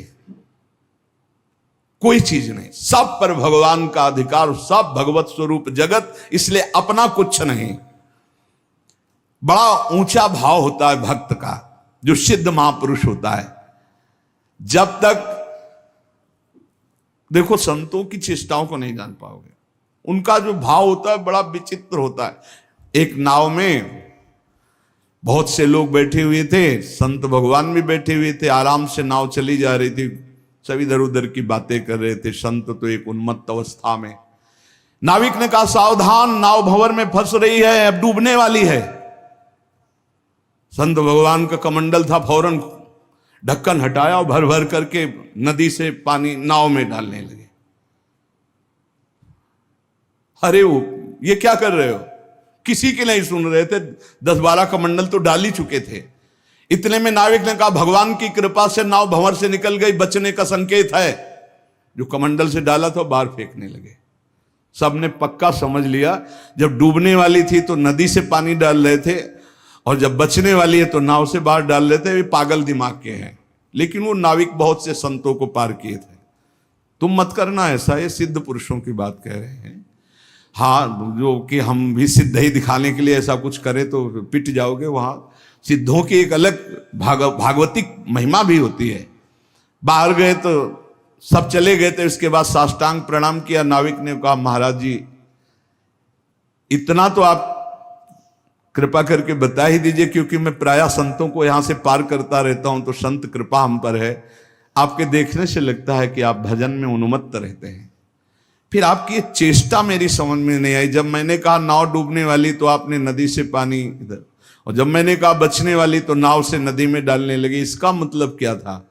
तो उनका जब हमें यह पता चला आपके मुख से कि भगवान डुबोना चाहते, तो हमने कहा भगवान की इच्छा में 10 कमंडल हमारे। तो हम डालने लगे। जब कहा बचाना चाहते तो हमने सोचा भगवान जब बचाना चाहते हैं तो हम भी सहयोग करें। तो जो डाला था वो बाहर कर दिया। जोई जोई प्यारो करे सोई मोई भावे भावे मोई जोई सोई सोई करें प्यारे। जो इस सिद्धावस्था को प्राप्त है वो भगवान की रुचि में रुचि मिला के चलते हैं। ऐसा आप मत करना, वो सिद्धों की अलग लीला होती है। तो यहां कह रहे हैं जो भक्ति में जो परिपक्व महापुरुष है वो सारे जगत को भगवत स्वरूप मानकर अपने तन मन भजन के द्वारा सबका मंगल करते रहते हैं, सबका हित करते रहते हैं। संतों में भागवती का आवेश होता है, वो बनावटी नहीं होता, भागवती का, उससे जगत मंगल होता रहता है। बनावटी खूब गड़ छोल करके वचन बोलना, खूब लच्छेदार भाषण करना, ये तो बुद्धि की दरा से हो सकता है। लेकिन जो संतों में एक भागवतिक होता है उसी से जगत मंगल होता है, उसी से जन कल्याण होता है। उसमें टुटका और जंतुर और कलावा और राख इनकी कोई जरूरत नहीं होती। उनकी दृष्टि मात्र से, वचन मात्र से जगत मंगल होता है।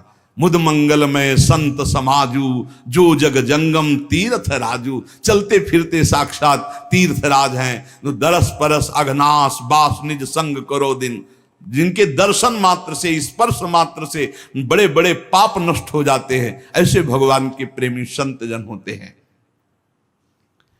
तो क्या जैसे अज्ञानी मनुष्य को देह में ममता होती है, आसक्ति होती है, वैसे क्या संतों को भी अपनी देह प्यारी होती है?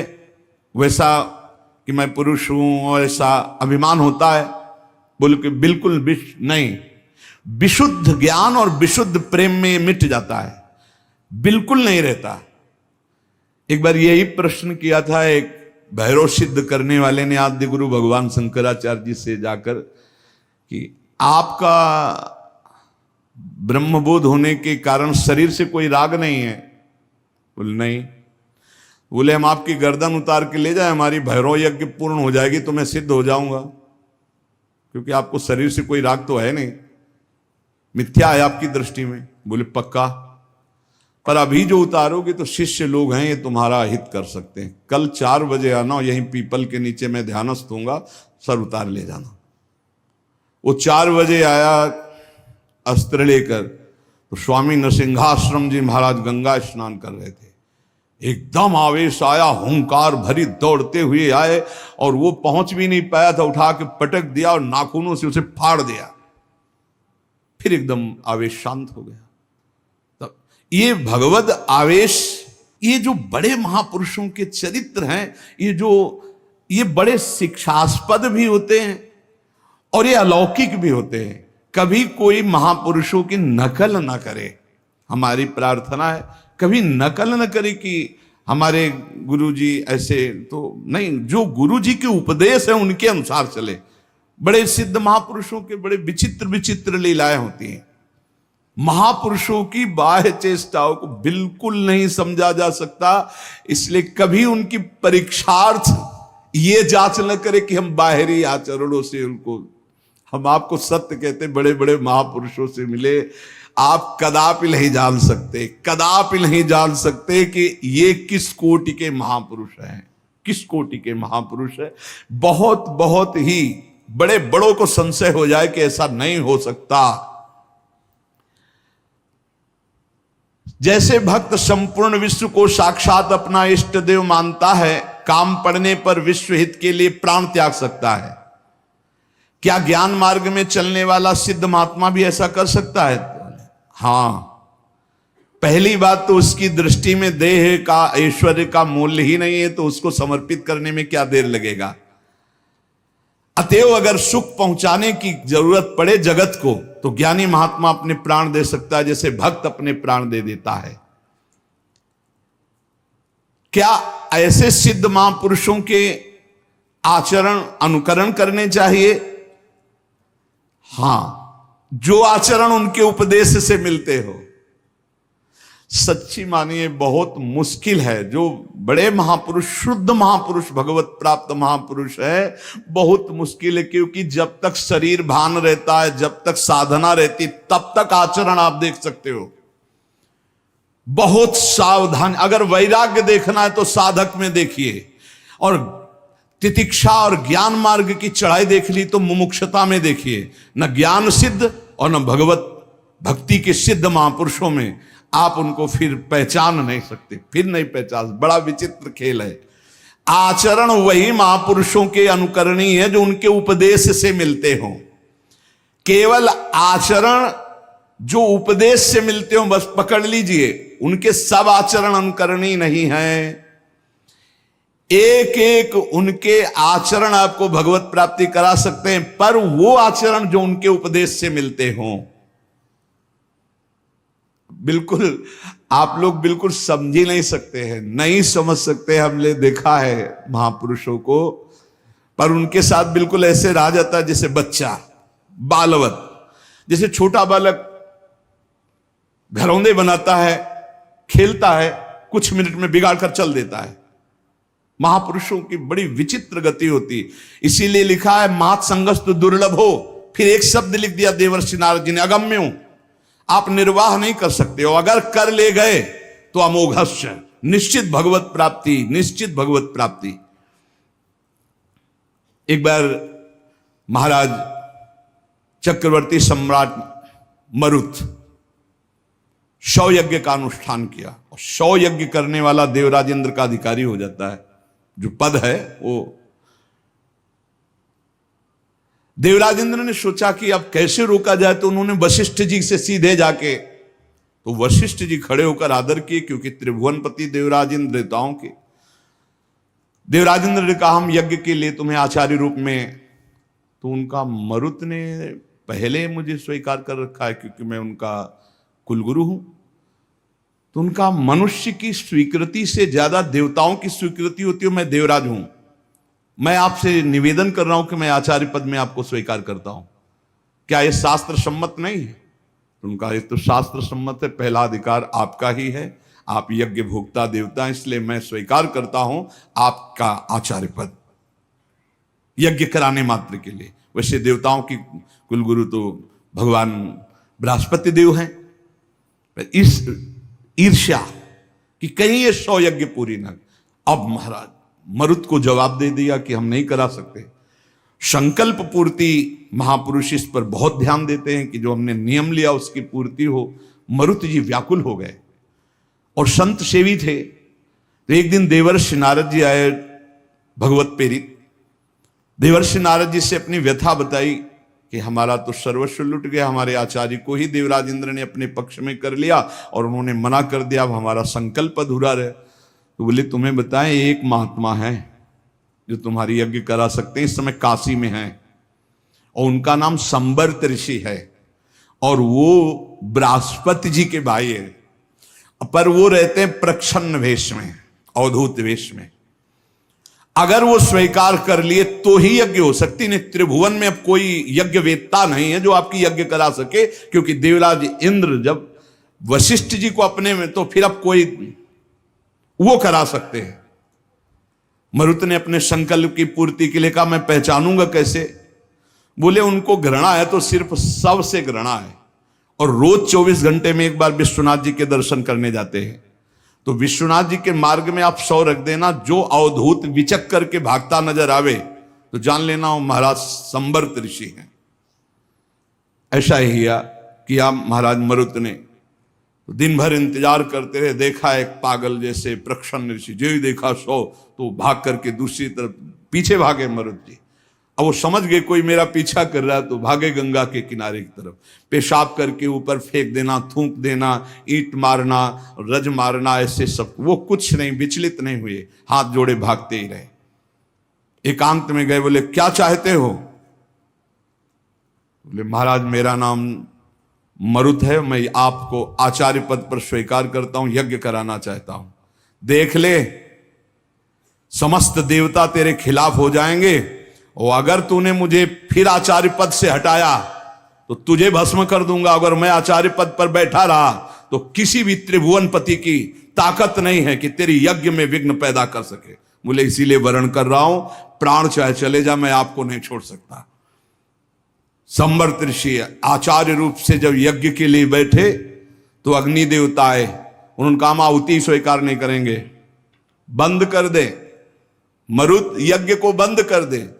तो संवर्त ऋषि ने कहा तुम मेरे मंत्र से आवाहन करने पर स्वीकार करोगे, अगर नहीं स्वीकार करोगे तो मैं मंत्र के द्वारा तुम्हें भस्म कर दूंगा। तपोबल से अग्नि देवता को अग्नि देवता थर्रा के गए, देवराज इंद्र से कहा बहुत बेढप महात्मा है, मंत्र बल से युक्त है, वो मुझे भस्म कर देंगे, मैं थर्रा गया हूं। देवराज इंद्र जेव ही आहुति प्रारंभ हुई, देवराज इंद्र वज्र लेकर प्रकट हुए मरुत को दंड देने के लिए। ऐसे केवल कर दिया तो वहीं वज्र लिए ऐसे खड़े हो गए, बोले जब तक यज्ञ होगी ऐसे खड़े रहोगे, और जो आहुति दोगे हर देवता स्वीकार करे। बोले हर आहुति स्वीकार करेंगे, ऐसे कब तक वज्र लिए खड़े रहेंगे, आप कृपा करो। तो जो भजन में डूबे हुए अवधूत कोटि के महापुरुष हैं, बड़ी अपार सामर्थ्य होती है, पर इनके बाहरी व्यवहार, बाहरी आचार ऐसे होते हैं कि जाना नहीं जा सकता। बाहरी व्यवहार, बाहरी आचरण संभाल संभाल करके साधक करता है, चाहे ज्ञान मार्ग का हो चाहे भक्ति मार्ग का हो। और जो भगवत प्राप्त महापुरुष हो गए अब उनको कोई फर्क नहीं। इसीलिए श्रीमद् सुधानिधि में एक श्लोक लिखा है, कर्माण श्रुति बोधितानि नितराम कुर्वन्तु कुर्वन्तु मा गूढ़ाश्चर्य रसास्त्रगादि विषयान गृह्णन्तु मुंचन्तु वा कैर्वा भाव रहस्य पारगमती श्री राधिका प्रेयसा। ऐसे उत्तम रहस्यमय भाव में डूबे हुए महापुरुष। तो क्या इन महापुरुषों के आचरण शास्त्र के प्रतिकूल भी होते हैं क्या, जिन्हें पापाचरण कहते हैं? कदापि नहीं, क्योंकि सिद्ध ही हुए हैं शास्त्र अनुकूल आचरण करके। पापाचरण नहीं होते, पर बड़ी उनमें दिव्यता होती। जैसे आद्य गुरु भगवान शंकराचार्य जी ने मछली ऐसे खाई तो कुछ शिष्यों ने पाली। भक्तमाल जी में भगवान शंकराचार्य जी के पावन चरित्र में लिखा हुआ है, जब आगे चल करके गला हुआ कांच पीने लगे, अब सब चुप थे तो बोले पियो। ऐसे किया तो जीवित मछली निकले। अब वो महायोगी जो सिद्ध पुरुष हैं उनकी होड़ हम थोड़ी कर सकते हैं, उनके द्वारा जो आचरण हो रहे हैं कोई पाप थोड़ी हो रहे हैं। अब कह दे कि उन्होंने मछली खाई हम भी पाप। अब वो जब ऐसे किए तो सब लीवर में फंस चुकी थी और वो जिंदा निकाल दिए। तो महापुरुषों के आचरण जो उपदेश से मिलते हो उनको हम बाहरी कैसे जाने कि ये संत हैं जिनसे हम जुड़ करके अपने जीवन को सार्थक करें। पहला, जिनके जीवन में किसी भी से द्वेष नहीं है, किसी भी से द्वेष नहीं, किसी भी से द्वेष नहीं। चराचर जगत में सेवकवाणी हरिवंश नाम लीन जे अजात शत्रुते सदा, उनके हृदय में किसी के प्रति शत्रुता नहीं। पहला लक्षण है किसी से द्वेष नहीं। मानो आपसे नाराज हो गए तो द्वेष पूर्वक नहीं नाराज हुए, आपको सद आचरण बताने के लिए, सद में प्रतिष्ठित करने के लिए। आप फिर थोड़ी देर बाद मिले, फिर आपको मुस्कुराते मिलेंगे। यह नहीं हो सकता कि उनके अंदर द्वेष हो जाए। वो एक ऐसे उबाल आई है आपके कल्याण के लिए, वो आपको डांटा, आपको सही मार्ग बताया, फिर जब आप मिले फिर वैसे मृदु स्वभाव से मिलेंगे। कोई उनके अंदर द्वेष नहीं होगा। और द्वेष जिसके अंदर होता है तो सालों चलता है, पूरे जीवन भर चल जाता है, देखते ही जल जाएगा वही आदमी है जिसने ऐसा। दूसरा, उनका सबके प्रति प्रेम भरा व्यवहार होता है। संतों का सबके एक होता बनावटी प्रेम, तुमसे कुछ लेने के लिए, और एक होता निरपेक्ष प्रेम जो भगवत दृष्टि में होता है। उसमें चिपकाव नहीं होता, ध्यान रखना, माया का चिपकाव नहीं होता। उसमें मीठे वचन चाटुकारिता नहीं होती जिसको आप समझते हो कि ये सांसारिक प्यार नहीं होता। उनमें निरपेक्षता होती है और भगवत भाव वाला प्यार होता है। तीसरा, उनके अंदर भेदभाव नहीं होता अपना पराये का। पर आप पीछे सुन चुके हैं, विशेष प्रियता, विशेष श्रद्धा, विशेष समर्पण वाले के प्रति दिखाई देगी। वस्तुतः उनके हृदय में समता है, पर दिखाई देगा ऐसा जो विशेष श्रद्धा और विशेष समर्पण, तो वहां विशेष पक्षपात दिखाई दे। जैसे भगवान समूहम सर्वभूतेषु, लेकिन भक्तों में पक्षपात करते दिखाई देते हैं, द्वेषियों का वध करते दिखाई देते हैं। है तो सम, लेकिन भक्ति ने उनको भगवान के हृदय में पक्षपात प्रकट कर दिया। ऐसे ही संत सम हैं, आपका समर्पण और आपका प्रेम पक्षपाती बना देगा उनको। भाव अंदर से समर्पित सबके प्रति, भेदभाव रहित। चौथा, श्री भगवान के सिवा कोई अपनापन नहीं कहीं किसी से भी। ये संत की पहचान, भगवान के सिवा किसी से अपनापन नहीं। ये अपने हैं, ये शब्द नहीं। मेरे तो गिरधर गोपाल दूसरों न कोई। संत की स्थिति में, आंतरिक स्थिति में केवल भगवान, और वही सब रूपों में है, इसलिए सबसे प्यार। शरीर मन वाणी में कहीं भी अहंकार नहीं, न शरीर में, न मन में, न वाणी में। सुख दुख में जिनकी बुद्धि स्थिर रहती है वो संत हैं। अपना बुरा करने वाले के प्रति सामर्थ्य है दंड देने की, पर दंड ना देकर उसको क्षमा करना, ये संत का स्वभाव है। सामर्थ्य है, अच्छे से दंड दे सकते हैं, तप के द्वारा दंड दे सकते हैं, समाज के द्वारा दंड उनको दिला सकते हैं, लेकिन वो क्षमा करेंगे। संत का स्वभाव दंड देना नहीं। अनुकूल और प्रतिकूल वस्तु या परिस्थिति या व्यक्ति या स्थिति में बराबर संतुष्ट रहना। चाहे अनुकूल परिस्थिति हो, चाहे अनुकूल व्यक्ति हो, चाहे अनुकूल घटना हो या प्रतिकूल परिस्थिति हो, प्रतिकूल वस्तु हो, प्रतिकूल घटना हो, वो समान स्थिति हृदय की रहना। चित्त का निरंतर योग युक्त रहना। योग युक्त किसे कहते हैं? निरंतर भजन चलते रहना। तेसाम सतत युक्ता नाम भजताम प्रीतिपूर्वकम ददामि बुद्धि योगम तम। निरंतर भगवान के चिंतन में डूबे रहना संत का लक्षण।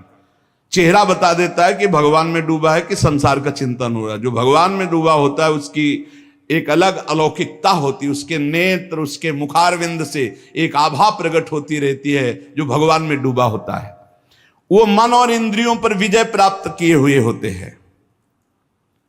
उनका एक ही निश्चय होता है, सत्य परमात्मा है, वही सर्व रूपों में है। कोई लड़ाई झगड़ा नहीं, कोई ये बांट बंटवारे वाली बात। जो संत सिद्ध है वो सर्वत्र अपने भगवान को देखता है, सब रूपों में वही है। ये छोटी छोटी जो लड़ाई झगड़े, निंदा, स्तुति, ये सब अज्ञान की धरा में है।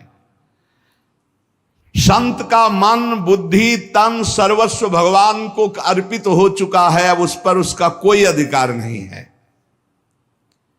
संत अपने किसी आचरण से किसी जीव का पतन, उद्विग्न, नाश ये कर ही नहीं सकता। साधुते होए न कारज हानि। बोले नहीं, संत जन तो बड़े बड़े सिद्धों ने श्राप दे दिया, तो जिनको श्राप दिया वो वरदान से भी ज्यादा बढ़कर हुआ। जिनको भी श्राप दी, जा वृक्ष हो जा, तो कहा कि नंदालय के नंदलाला का दर्शन और इस पर संभाषण प्राप्त हुआ नलकूबर मणिग्रीव को। संत के साथ जब कोई गलत व्यवहार करता है तो वो उसके साथ कभी गलत व्यवहार नहीं करते। संत की पहचान, उसके साथ गलत व्यवहार नहीं करेंगे। संत को जब सांसारिक वस्तुएं घेरती हैं तो उनमें वो समान भाव रखते, न हर्षित होते न शोकित होते। आए तो हर्ष नहीं, गए तो शोक नहीं।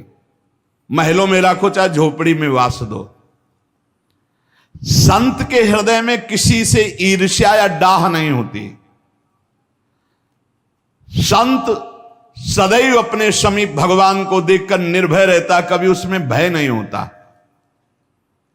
पर ये परीक्षा ना लेके भयभीत होते हैं कि नहीं, या चीख दो या कुछ भट्ट से एकदम कर दो।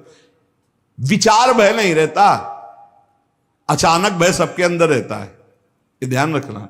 यही व्याख्या श्री मग्नानंद सरस्वती जी सेनपुर में महाराज जी, तो एक संत आए हुए थे जो ज्ञान पढ़े थे वेदांत। उनका महाराज आपकी ये बात समझ में नहीं आई। उनका संत में विचार भय नहीं रहता, आगंतुक भय तत्काल हो जाएगा। जैसे बंदर की दे, कुछ भी ऐसी अच्छा ऐसे हो जाएगा। उनका जब ज्ञान है तो क्यों हो जाएगा? सब शरीर ही नहीं है मैं, तो कैसे हो जाएगा? तो हो सकता है महाराज चौकी लाओ, बैठा लो। वो सिद्ध पुरुष थे, बैठा। इतने में एक चील जो है बरगद की, बहुत बड़ा बरगद का वृक्ष है, काफी समय तक वहां रहे। बहुत बड़े दूर तक ऐसे बड़ा मनोरम ऋषि मुनियों की पावन स्थली सेनपुर, गंगा जी लहरा रही है ऐसे बिल्कुल तट से। बहुत सुंदर स्थान जहां भजन की एकदम वृत्ति, रात दिन तन्मयता बनी रहे। कोई विषय नहीं, कोई वहां सांसारिक पुरुषों का आवागमन नहीं। अचानक वो चील बैठा तो एक सूखी छोटी सी डार खर भर कर जो ही उनकी चौकी के पास गिरी सो वो लुढ़क गए, एकदम ऐसे होकर गिरे। बैठे बैठे बोले महाराज महाराज डाल नहीं फटी, छोटी सी गिरी है, ये क्या था महाराज? तो उनका वो पता नहीं कैसे क्या बोले, ये विचार भय नहीं है, आप में इसमें का भय का दोष नहीं है, ये आगंतुक भय तत्काल का है, ये विचार का भय नहीं, आप कोई विचार से भयभीत नहीं हुए। तो यहां कह रहे हैं संत महापुरुष में निर्भयता रहती है। तो इससे पहचान न किया जब कुछ खट्ट से गिरा, कोई आवाज हुई, कोई चीख हुई, वो ऐसे हो गए बोले संत नहीं, क्योंकि भयभीत हो गए।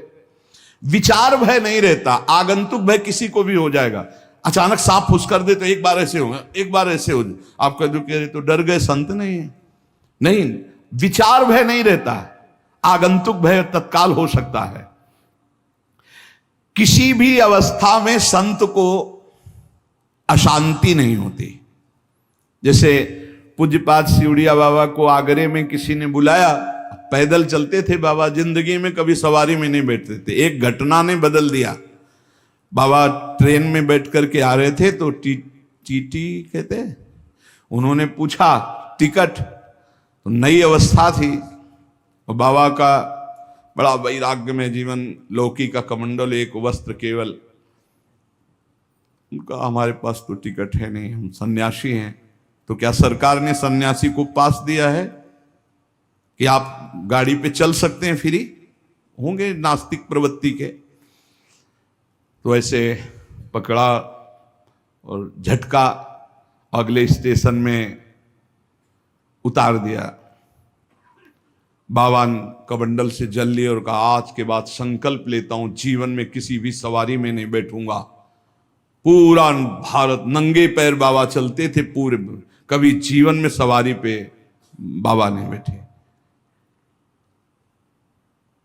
जो आगरे में उनको बुलाया गया तो गए, पर जिसने बुलाया था वो लेने ले गया। तो एक आदमी देख रहा था, उसने कहा बाबा हमारे यहां कृपा करो। बोले चल।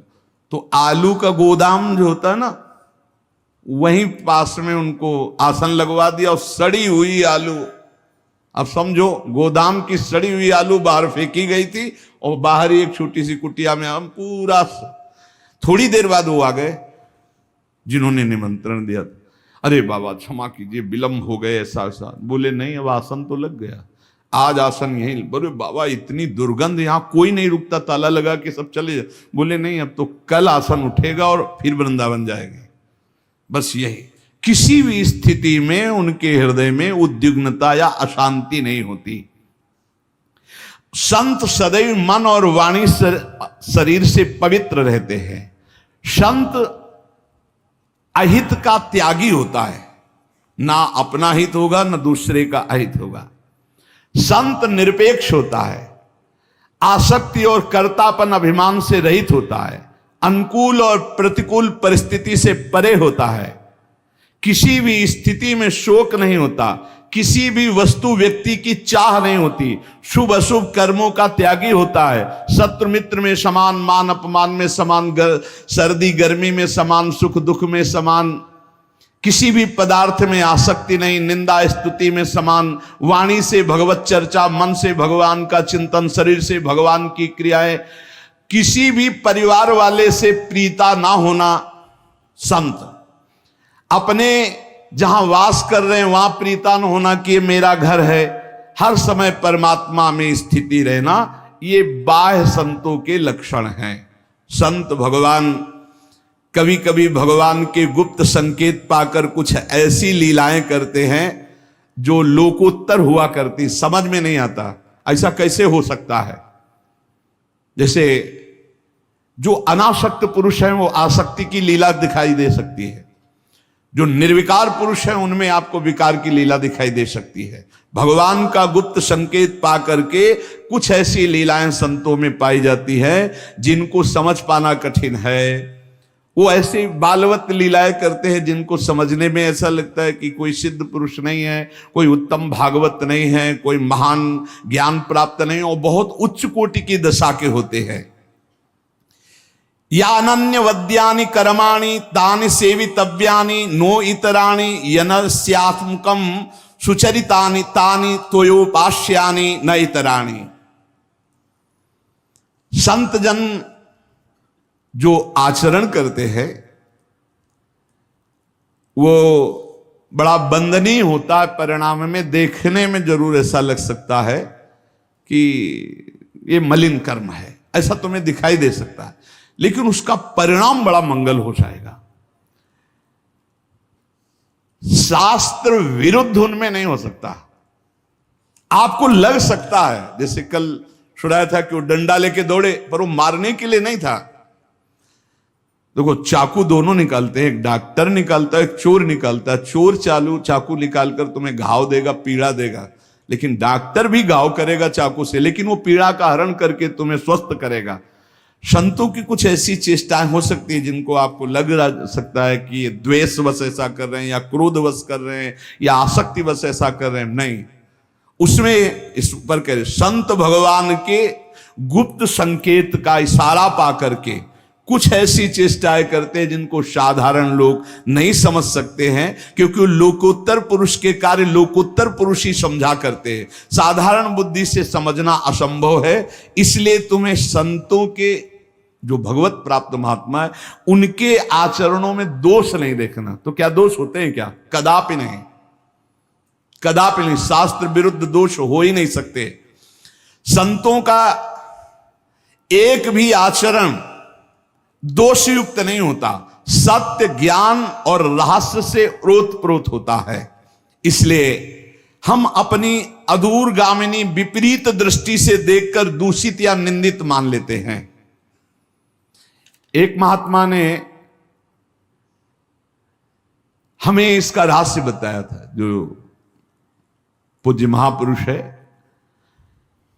उनकी दृष्टि, उनके आचरण। कई बार हमने भी आपको बताया है कि परमानंद जी जैसे किसी से मिलते तो आपने कभी बहुत दिन से नहीं खाया, आप हमें दीजिए यार, बड़ी ऐसे शब्दों का उच्चारण करते जिससे लगता कि स्थिति क्या है, अभी तो रसेंद्री में स्थिति, बिल्कुल स्थिति नहीं है। भगवान उनको आदेश करते हैं कि आप अपने को ऐसे, तो भगवान के यंत्र है, जैसे भगवान चलाते वैसे। सच्ची मानिए, अहम का जब नाश हो जाता है तो बड़ा आनंदमय जीवन होता है, बाहर से लोगों को दिखाई देता है, क्योंकि वो संकल्प विकल्प और अहंकार से चलते हैं। जब भगवान के हाथों में अपने आप को, एक संत ने बताया कि जब भगवान के हाथों अपने आप को सौंप देते हैं तो भगवान अपने हाथों की कठपुतली बनाकर संतों से जगत मंगल कराते रहते हैं, जगत मंगल। अब क्या होता है कि उन्हीं सिद्ध महापुरुषों की हम नकल करेंगे तो हमारी दुर्गति हो जाएगी, हमारा सर्वनाश हो जाएगा, क्योंकि हमारी स्थिति तो है नहीं, उनमें संभालने की स्थिति है। वो आपको ऐसी धरा से उठाकर अध्यात्म की ऊंचाई पर पहुंचा देंगे जहां बड़ी साधना से भी नहीं पहुंचा जा सकता। इसीलिए तात स्वर्ग अपवर्ग सुख धरी तुलाए कंग, तूल ताय सकल मिल जो सुख लव सत्संग। जब शास्त्रों का सम्यक स्वाध्याय होता तब ये बात समझ में आती है।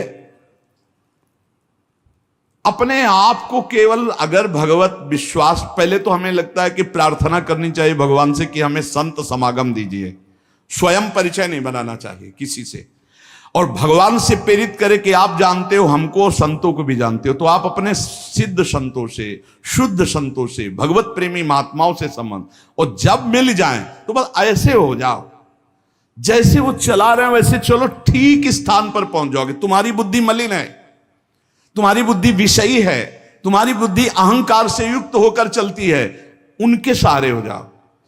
बिल्कुल आपको लगेगा ये नाव डूब रही है, सच्ची मानो, ना पानी रह जाएगा ना डूबना रह जाएगा। तुम्हें बिल्कुल लगेगा कि अब तो गए नहीं, बिल्कुल स्थिर हो गए। तुम परिणाम में देख लेना, परिणाम तक तुम्हारी बुद्धि नहीं पहुंचती, क्योंकि वो बहुत सूक्ष्म परिणाम है, सूक्ष्म तरम, सूक्ष्म से भी सूक्ष्म परिणाम है, और इसी का दुरुपयोग किया जाता है। इसी साधुता की महिमा का फिर पाखंड के द्वारा दुरुपयोग किया जाता है, इसी का नाटक किया जाता है, इसी का पाखंड किया जाता है, तभी वो फिर मलिनता आ जाती है। जो सिद्ध संत होते हैं, जो भगवत मार्ग के संत होते हैं, आज तक किसी का मंगल नहीं हुआ, इतिहास साक्षी है। संत भाव की प्राप्ति में कुछ विघ्न हैं, चाहे साधक, चाहे गृहस्थी, सब भगवान के लाडले संत हैं जो भजन करते हैं। उन विघ्नों से बच जाए तो साधुता हृदय में आ जाएगी। पहला है शुद्ध सत्य की कमाई का ही भोजन करे, अशुद्ध असत्य की कमाई का भोजन न करे। अगर अशुद्ध पापाचरण की कमाई का भोजन करेगा तो बुद्धि भ्रष्ट हो जाएगी, भगवान से विमुख हो जाएगा, पक्का समझ लो। हम सबसे प्रार्थना करते हैं कि कम पैसे वाला भोजन से पेट भरा जाए। जैसे भोग सामग्री बहुत सुंदर सुंदर सब, तो उसमें यह देखा जाए कि कम स्वादिष्ट कौन है और कम पैसे वाला कौन है, उससे पेट भरा है। केवल ये 2 अंगुल जीभ की बात है भाई, इसके नीचे गया तो खट्टा मीठा कैसा कोई मतलब नहीं होता भाई, इतने को तुम संभाल लो। और जब प्रभु ने भोग पा लिया है तो आप बस, हमने देखा है संतों को, 4 रोटी डाला, ये थोड़ी सब्जी डाल, बस ठीक नहीं, ये गुलाब जामुन खीर नहीं, ये आप पाइए, हमारा बस हो गया हो गया। थोड़ा सा कठोर बनिए अपनी रसेंद्री के प्रति। शुद्ध सत्य कमाई का परिमित थोड़ा भोजन, अशुद्ध अधर्म की कमाई का बिल्कुल भोजन नहीं। अच्छा, इसको कैसे जानोगे शुद्ध कमाई?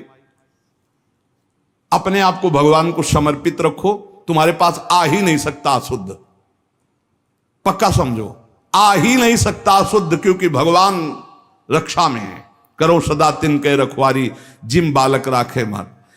भगवद आश्रित हो तो अधर्म का अन्न तुम्हारे ओंठ के अंदर जा ही नहीं सकता, पक्का समझ लो, विश्वास करो। दूसरी बात, कभी हम जिस व्यक्ति को जानते हैं झूठ बोलता है, व्यभिचार करता है, गंदे आचरण करता है, हम कभी उसको पास न बैठने दें। यदि ऐसा व्यक्ति भगवान की प्राप्ति के लिए कदम बढ़ाना चाहता है और कहता है कि मैं छोड़ दूंगा, तो आप हृदय से लगा लेंगे। और अगर वो अपनी गंदी आदत हो तो ऐसे गंदे पुरुष का संग न करे। माया से कौन तरता है? कस्तरति कस्तरति मायाम, बोले यो संगास त्यजति, यो महानुभाव सेवते, यो निर्ममो भवति। जो कुसंग का त्याग कर देता है, जो महापुरुषों का सेवन करता है, जो ममता रहित होता है, वो माया से तर जाता है। क्योंकि ऐसे पुरुषों के संग से साधना नष्ट हो जाती है और साधक में अभिमान और ममत्व जागृत हो जाता है। संसारिक पुरुषों के संग से धारणा ही बदल गई। चौथा, भगवान के मार्ग में चलने में कभी अपने को गुरु ना बनाना। अगर गुरु अपने को मान लिया तो विघ्न पड़ जाएगा भगवत प्राप्ति में। गुरु नहीं, जैसे सेवा मिली तो पोस्टमैन है, आपकी बात ठाकुर जी को बता दी, ठाकुर जी श्री जी की बात आपको बता दी, गुरु जी श्री जी हैं, गुरु आचार्य हैं, गुरु गुरु जी हैं। अपने को कभी गुरु ना मानना, अपने को कभी गुरु ना मानकर हम सेवक भाव से लगे रहेंगे, सब स्वामी हमारे हैं, जैसा हमें आदेश है वैसा हम आचरण कर रहे हैं। गुरु के तो भगवान हैं, वही नाम महिमा रूप लीला धाम प्रकाशित करवाते हैं, अपने तो सब सेवक हैं। पूजा प्रतिष्ठा की चाह रखना ये भगवत प्राप्ति से विमुख कर देगी।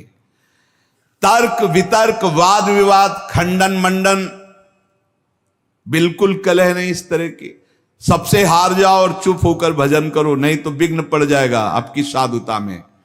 अपने इष्ट को सर्वोपरि मान करके दूसरे इष्ट को नीचा दिखाने की वृत्ति रखना, उनकी निंदा करना, इससे आपकी साधुता नष्ट हो जाएगी। शरीर इंद्रिय मन बुद्धि को सदा शुद्ध आध्यात्मिक मंडल में रखना। जैसे ये हम कई बार कहते हैं कि राधा केली कुंज में आप बैठने मात्र से पवित्र हो जाएंगे। अखंड नाम कीर्तन होता है, वाणी पाठ होता है, भगवत चर्चा होती, 1 मिनट भी आंख खाली नहीं रहता। तो यहां जैसे बैठोगे तो इस वातावरण में बैठने मात्र से आपके पाप नष्ट हो जाएंगे, आपका मन शांत और एकांतिक वृत्ति जागृत होने लगेगी। भागवतिक वातावरण में अपने को अधिक समय रखना। भगवान सर्वत्र सदा विराजमान हैं, ये दृढ़ विश्वास रखना। 24 घंटे में कम से कम 2 घंटे एकांत बैठ करके ध्यानस्थ होकर के नाम मंत्र भगवान के रूप का ध्यान, ये इतना तो होना चाहिए। 24 घंटे में 2 घंटे तो एकांत होना चाहिए। बोले नहीं 6 घंटे 8 घंटे रहते हैं। बोले कैसे? बोले सो के। जागते हुए एकांत 2 घंटे भगवत चिंतन करना। प्रसंग तो बहुत बड़ा है। देखो, ये जो रोज चर्चा होती है काट छांट जीवन की, ये भगवत प्राप्ति के लिए होती है। अगर इसको आप ध्यान से सुनिए, रोज थोड़ा थोड़ा उतारते रहिए, तो एक दिन निश्चित भगवत प्राप्त महात्मा बन जाएंगे। सत्संग कभी व्यर्थ नहीं जाता। बड़े बड़े नीच पातकियों को भी जब सत्संग सुनने को मिला तो महात्मा बन गए। इससे आप सबसे प्रार्थना है कि हमें और आपको कथन और श्रवण का जो भगवान ने सौभाग्य दिया, बड़े बड़े महापुरुषों की बातें ढूंढ ढूंढ करके आपको जो सुनाई जा रही, आप उनको अपने जीवन में उतारें और इसी जन्म में भगवत प्राप्ति कर लें। शेष आगे की चर्चा फिर से।